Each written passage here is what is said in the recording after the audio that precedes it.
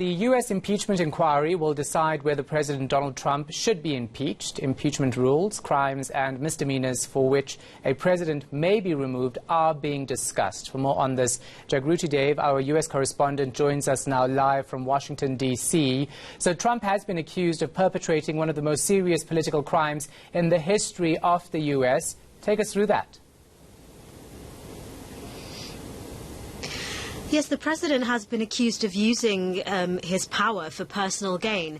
Essentially, he was accused of pressuring the president of Ukraine into investigating a political rival. This is former Vice President Joe Biden and his son Hunter Biden.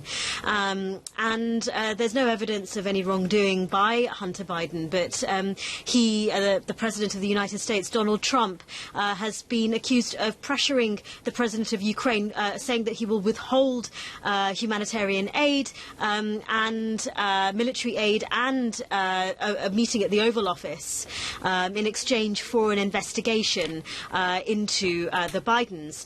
He's also been accused of obstructing the investigation by the House, by the Intelligence Committee that has just finished just last week. And he is currently in London at NATO, but the Judiciary Committee is taking on the next stage of this impeachment inquiry, looking into the allegations to see whether they constitute an impeachable offence.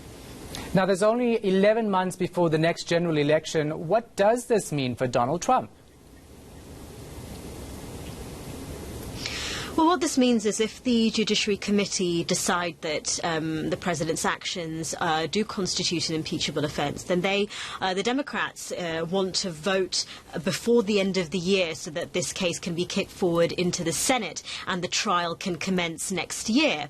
Now, if the vote happens, it is generally thought that the vote to impeach will go ahead because the House is predominantly a Democrat-led institution. The trial in the Senate, however, it is generally considered that they will not vote to convict the president effectively and remove him for office because of the Republican majority in the Senate. What this means for the president really is how this whole impeachment trial is impacted in the minds of the voters in the run-up to 2020.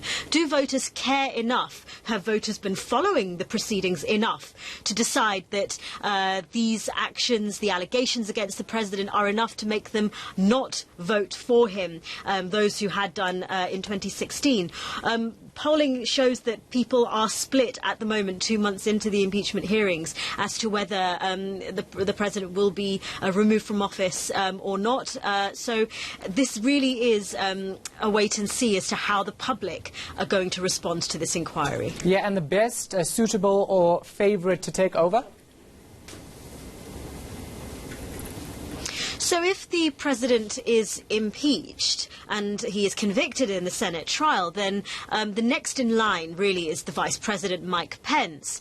If he is not able for any reason to take on that position, then it falls to House Leader Nancy Pelosi to take on the presidency. But really, amongst the Republicans, there's no real competition. There's no real alternative to President Donald Trump. Amongst the Democrats, of course, recently, one of the people who was considered a front runner for the Democratic nomination, Kamala Harris, dropped out of the race, citing insufficient funds.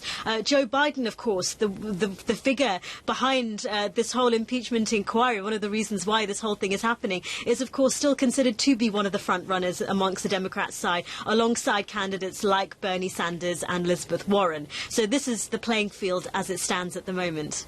All right, thanks for that. Appreciate it. Our US correspondent, Jagruti Dave.